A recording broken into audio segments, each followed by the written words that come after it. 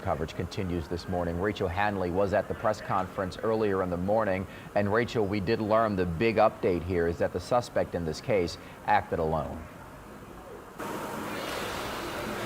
Yeah, that's what the FBI says they believe right now, and that's based on evidence that they essentially didn't have yesterday and now have. That press briefing was at the Benson Tower, which is right across the way from the Superdome where the Sugar Bowl is about to start.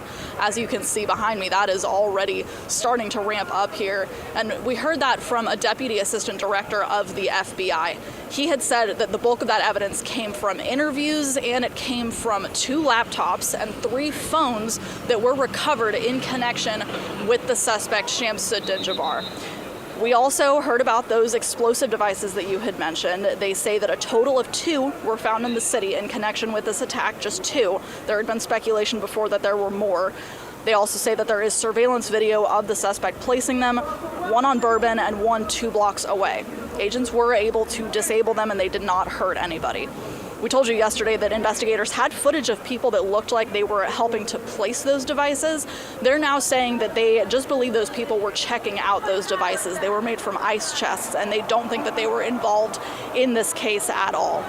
We've also been asking investigators about a fire that they say happened at an Airbnb in Mandeville that's connected to Jabbar. It started after he had already been killed by police, and so that had been adding to that speculation that he didn't act alone. But today, an investigator said there are a few possibilities as to how that fire could have started without him or anybody else there. There's a lot of different ways that can happen. You could have different time devices. You could have a long cord that extended that time. You could also have pressure cookers that were put on top of the stove filled with gasoline, and then it went off. There's a lot of different ways to do it, but that is why our ATF National Response Team is here to answer those questions and get that investigative lead back to our team.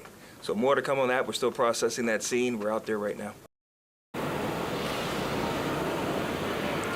Another big update we got from that press briefing is that Bourbon Street should be open by the time the Sugar Bowl kicks off. Now, we're gonna just for a second show you what we're looking at here. This is a tailgate event that's starting ahead of the Sugar Bowl, and you can see the events of the last 36 hours and the game being postponed is not really slowing down the crowds here. There are still a lot of people who have come out to enjoy this game between the University of Georgia and Notre Dame. The kickoff is supposed to be for 3 p.m. Mayor LaToya Cantrell had said that she is hoping to have Bourbon Street open before that kickoff, so that means that that'll happen sometime before then. And she says that she is, quote, confident that everybody will be able to come out to this area and to the area where the attack happened and be safe today. At the Superdome, Rachel Hanley, WWL, Louisiana.